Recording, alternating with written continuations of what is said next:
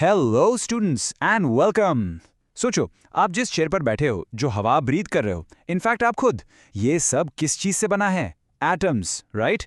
लेकिन क्या आपने कभी सोचा है कि उस एटम के अंदर क्या है?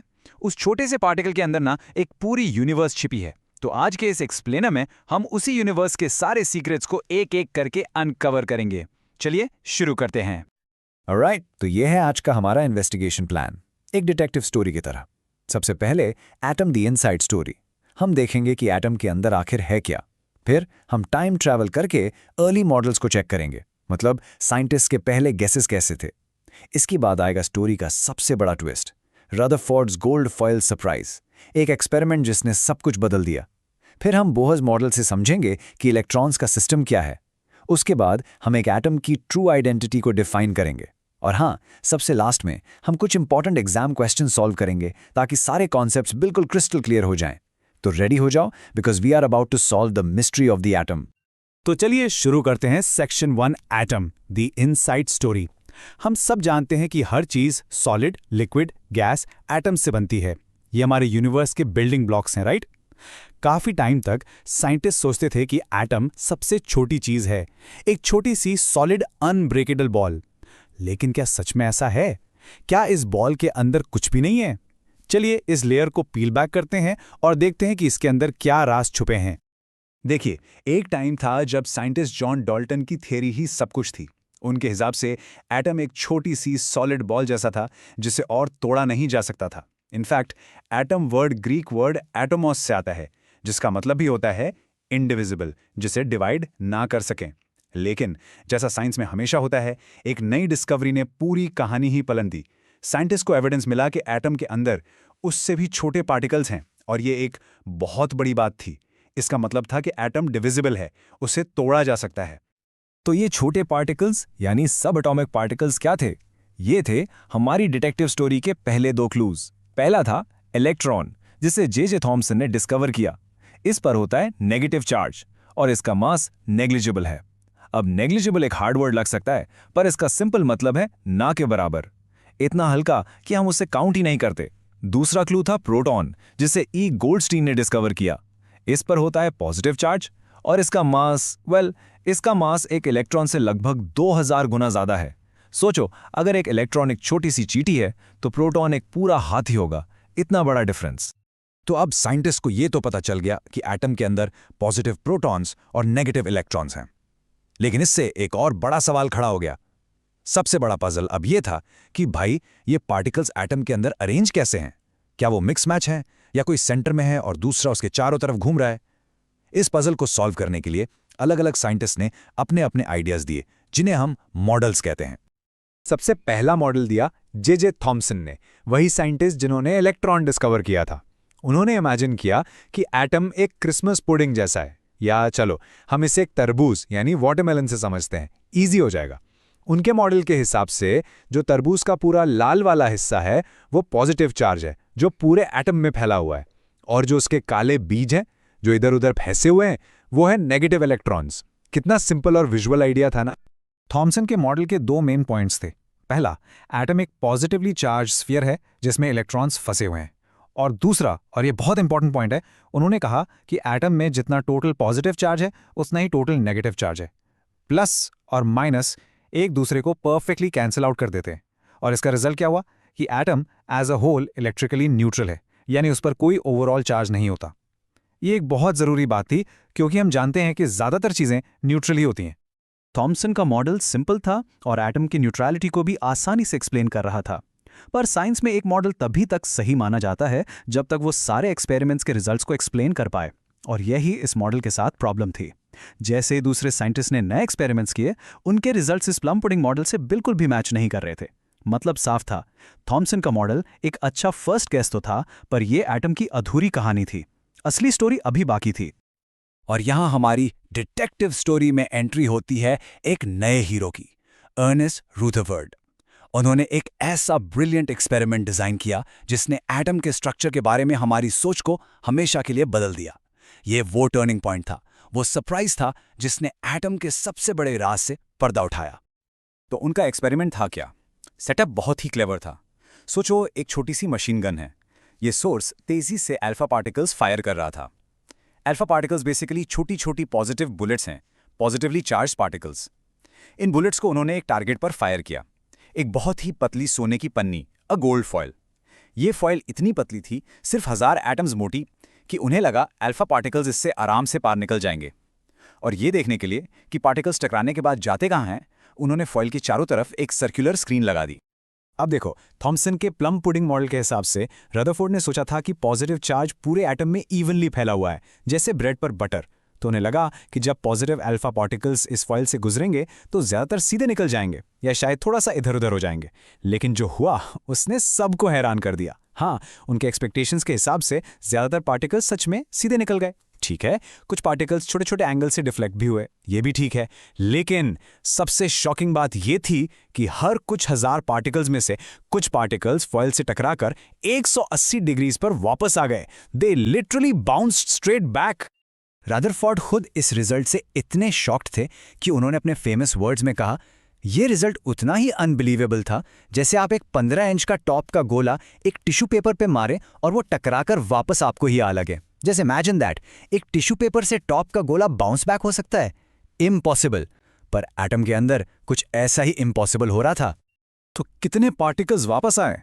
ये नंबर देखिए, हर 12,000 पार्टिकल्स में से सिर्फ एक पार्टिकल बाउंस बैक हो रहा था। ये एक बहुत ही रेयर इवेंट था। कोई और साइंटिस्ट शायद इसे इग्नोर कर देता, कहता कि एक्सपेरिमेंट में एरर होगा। लेकिन रदरफोर्ड समझ गए। उन्हें पता था कि साइंस में कभी कभी सबसे छोटी, सबसे रेयर चीज ही सबसे बड़ा क्लू दे जाती है। और इस एक पार्टिकल ने ही एटम के स्ट्रक्चर का पूरा राज खोल दिया। इन अजीब ऑब्जर्वेशंस से रदरफोर्ड ने कुछ ब्रिलियंट कंक्लूजन्स निकाले। नंबर 1, क्योंकि ज्यादातर अल्फा पार्टिकल सीधे निकल गए बिना किसी से टकराए, इसका मतलब एटम का ज्यादातर हिस्सा खाली है। It's mostly empty space. Number 2, क्योंकि कुछ पॉजिटिव अल्फा पार्टिकल्स डिफ्लेक्ट हुए, इसका मतलब उन्हें किसी और पॉजिटिव चीज ने रिपेल किया होगा। लेकिन ये पॉजिटिव चार्ज पूरे एटम में फैला हुआ नहीं है, बल्कि एक बहुत ही छोटी सी जगह में कॉन्सेंट्रेटेड है। और नंबर 3, जो एक पार्टिकल 12,000 में से वापस आया, वो जरूर उस छोटी सी हैवी पॉजिटिव चीज से डायरेक्ट हेड ऑन टकराया होगा। इसी छोटे डेंस पॉजिटिव सेंटर को रदरफोर्ड ने नाम दिया द न्यूक्लियस। रदरफोर्ड का न्यूक्लियर मॉडल एक बहुत बड़ी सक्सेस थी, पर इसमें भी एक फेटल फ्लॉ, एक बहुत बड़ी कमी थी। उन्होंने कहा कि नेगेटिव इलेक्ट्रॉन्स पॉजिटिव न्यूक्लियस के चारों तरफ घूमते हैं, जैसे प्लैनेट्स सन के अराउंड घूमते हैं। लेकिन फिजिक्स के रूल्स के हिसाब से कोई भी चार्ज्ड पार्टिकल जब सर्कुलर पाथ में घूमता है तो वो एक्सेलरेट करता है। अब एक्सेलरेट का सिंपल मतलब है उसकी डायरेक्शन कंटिन्यूअसली चेंज हो रही है। और जब भी कोई चार्ज पार्टिकल एक्सेलरेट करता है तो वो एनर्जी रेडिएट करता है। रेडिएट एनर्जी मतलब वो अपने अंदर से एनर्जी छोड़ता है। तो इस हिसाब से घूमता हुआ इलेक्ट्रॉन धीरे धीरे एनर्जी लूज करेगा, उसका पाथ छोटा होता जाएगा और फाइनली वो स्पाइरल करते हुए न्यूक्लियस में गिर जाएगा। इसका मतलब एटम को तो कोलैप्स हो जाना चाहिए, पर हम जानते हैं एटम स्टेबल होते हैं, मैटर एग्जिस्ट करता है। तो रदरफोर्ड के मॉडल में गड़बड़ कहाँ थी? रदरफोर्ड के मॉडल की इस स्टेबिलिटी प्रॉब्लम को सॉल्व करने आए एक और ब्रिलियंट साइंटिस्ट, नील्स बोर। उन्होंने एक ऐसा आइडिया दिया जिसने ना सिर्फ एटम को कोलैप्स होने से बचाया, बल्कि इलेक्ट्रॉन्स के अरेंजमेंट को भी एक नए तरीके से समझाया। रदरफोर्ड की इस स्टेबिलिटी प्रॉब्लम को सॉल्व करने आए नील्स बोर, और उनका आइडिया रेवोल्यूशनरी था। बोर ने कहा, इलेक्ट्रॉन्स न्यूक्लियस के चारों तरफ कहीं भी रैंडमली नहीं घूम सकते। उनके लिए कुछ स्पेशल फिक्स्ड ऑर्बिट्स अलाउड हैं, जिन्हें डिस्क्रीट ऑर्बिट्स या एनर्जी लेवल्स कहा गया। जैसे हमारे सोलर सिस्टम में हर प्लैनेट का एक फिक्स्ड ऑर्बिट है, वैसे ही इलेक्ट्रॉन्स के भी हैं। और यही है सबसे इंपॉर्टेंट बात। बोर ने कहा कि जब तक एक इलेक्ट्रॉन अपने स्पेशल अलाउड ऑर्बिट में रहता है, वो कोई एनर्जी रेडिएट नहीं करता। It's like these are no energy loss zones. Problem solved, atom अब स्टेबल था। इन ऑर्बिट्स को K, L, M, N जैसे नाम दिए गए, जो न्यूक्लियस से शुरू होकर बाहर की तरफ जाते हैं। तो अब हमारे पास पॉजिटिव प्रोटॉन था, नेगेटिव इलेक्ट्रॉन था और एटम का एक स्टेबल मॉडल भी था। लेकिन पजल का एक आखिरी पीस अभी भी मिसिंग था। साइंटिस्ट ने नोटिस किया कि एटम का टोटल मास सिर्फ प्रोटॉन्स के मास से ज्यादा था। वहां कुछ और भी था जिसका मास था पर चार्ज नहीं। फाइनली 1932 में जे चैडविक ने इस मिस्ट्री पार्टिकल को डिस्कवर किया, जिसे नाम दिया गया न्यूट्रॉन। इस पार्टिकल पर कोई चार्ज नहीं था, ये न्यूट्रल था और इसका मास लगभग एक प्रोटॉन के बराबर था। ये भी न्यूक्लियस के अंदर प्रोटॉन्स के साथ रहता है। इसके साथ ही एटम के 3 फंडामेंटल पार्टिकल्स की टीम पूरी हो गई। Proton, neutron and electron. ठीक है, हमें पता चल गया कि इलेक्ट्रॉन्स फिक्स्ड शेल्स में होते हैं, पर किस शेल में कितने इलेक्ट्रॉन्स फिट हो सकते हैं, इसके लिए बोर और बोरी ने कुछ सिंपल रूल्स दिए। रूल नंबर 1, किसी भी शेल में मैक्सिमम कितने इलेक्ट्रॉन्स आ सकते हैं, उसका फॉर्मूला है 2n², जहां n शेल का नंबर है।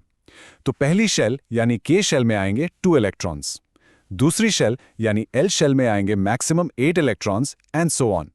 रूल नंबर 2, सबसे बाहर वाली शेल में 8 से ज्यादा इलेक्ट्रॉन्स नहीं हो सकते, इसे ऑक्टेट रूल कहते हैं। और रूल नंबर 3, इलेक्ट्रॉन्स हमेशा अंदर से बाहर की तरफ फिल होते हैं। पहले अंदर की शेल पूरी भरेगी, तभी इलेक्ट्रॉन बाहर वाली शेल में जाएगा। सिंपल। अब जब हमें एटम के अंदर के सारे प्लेयर्स, प्रोटॉन्स, न्यूट्रॉन्स, इलेक्ट्रॉन्स और उनके अरेंजमेंट के बारे में पता है, तो चलिए नेक्स्ट लेवल पर चलते हैं। हम जानते हैं कि दुनिया में अलग अलग एलिमेंट्स हैं, हाइड्रोजन, ऑक्सीजन, गोल्ड, कार्बन। पर एक कार्बन एटम को क्या चीज कार्बन बनाती है? गोल्ड एटम गोल्ड क्यों है? इन पार्टिकल्स का नंबर और अरेंजमेंट कैसे एक एलिमेंट की पूरी आइडेंटिटी, उसकी असली पहचान डिसाइड करता है? एक एटम की आइडेंटिटी उसके 3 मेन नंबर से डिफाइन होती है। सबसे इंपॉर्टेंट है एटॉमिक नंबर, जिसे हम Z से लिखते हैं। ये एटम के न्यूक्लियस में प्रेजेंट प्रोटॉन्स का नंबर है और यही एटम का आइडेंटिटी कार्ड है। अगर 6 प्रोटॉन्स हैं तो वो एटम हमेशा कार्बन ही होगा, अगर 8 हैं तो हमेशा ऑक्सीजन। दूसरा है मास नंबर यानी A, ये न्यूक्लियस के अंदर प्रोटॉन्स और न्यूट्रॉन्स का टोटल सम है। और तीसरा है वैलेंसी, जो एटम की कंबाइनिंग कैपेसिटी है। ये डिसाइड करता है कि वो एटम दूसरे एटम्स के साथ कैसे रिएक्ट करेगा। अब यहाँ 2 बहुत इंपॉर्टेंट लेकिन थोड़े कंफ्यूजिंग कॉन्सेप्ट्स आते हैं, आइसोटोप्स और आइसोबार्स। ध्यान से समझिए। आइसोटोप्स एक ही एलिमेंट के अलग अलग वर्जन्स होते हैं। इसका मतलब उनका एटॉमिक नंबर यानी Z सेम होता है, मतलब नंबर ऑफ प्रोटॉन सेम है, लेकिन उनका मास नंबर यानी A अलग होता है, क्योंकि उनमें न्यूट्रॉन्स का नंबर डिफरेंट होता है। जैसे कार्बन 12 और कार्बन 14, दोनों में 6 प्रोटॉन्स हैं, इसलिए दोनों कार्बन हैं, पर एक में 6 न्यूट्रॉन है और दूसरे में 8। दूसरी तरफ है आइसोबार्स।